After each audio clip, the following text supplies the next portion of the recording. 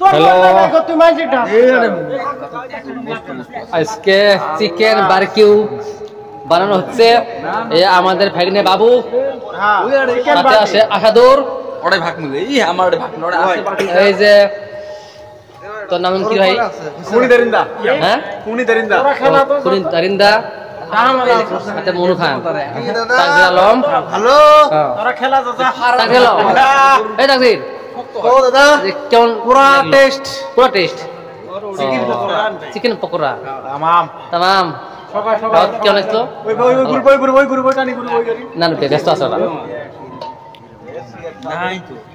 Wow, chicken barbecue.